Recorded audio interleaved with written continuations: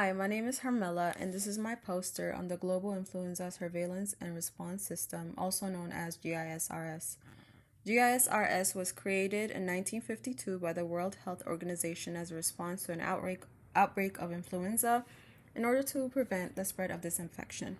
Led by the WHO, GISRS monitors influenza viruses around the world and creates a vaccine in time by detecting new strains. The significance of this system is that GISRS is the fastest way to stop the spread of influenza infection worldwide by detecting new strains. This is important because the influenza virus mutates very fast, and so new vaccine development is evident to stopping any deadly infections from spreading. How does this system work? Well, GISRS collects virus samples from many countries to track new changes in the action of the virus by the help of scientists around the world.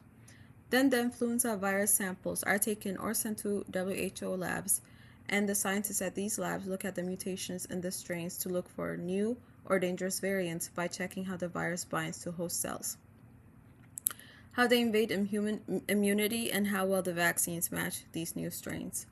After that has been determined, if there is a new strain, then the scientists decide which strain is needed for the seasonal flu vaccine.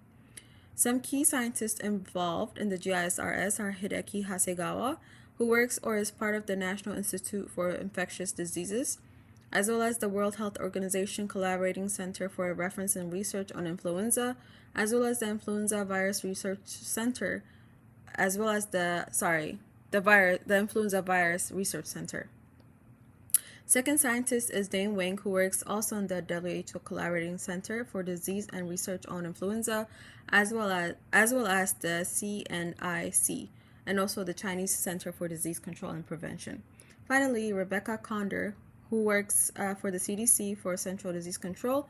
Also, she works for WHO Collaborating Center for Surveillance, Epidemiology, and Control of Influenza.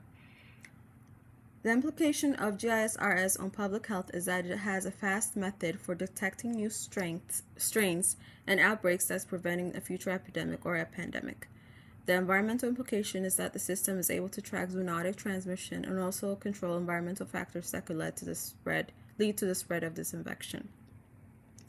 Finally, implications on global society is that it allows scientists globally to share and collaborate on influenza outbreaks, allowing for a better result in research methods as well as solutions that could prevent further infections and diseases, as well as spreads. Scientists from different countries and backgrounds work in organizations around the world, such as the NIID and CNIC, are also an important factor in its influence globally. Thank you for listening to my presentation.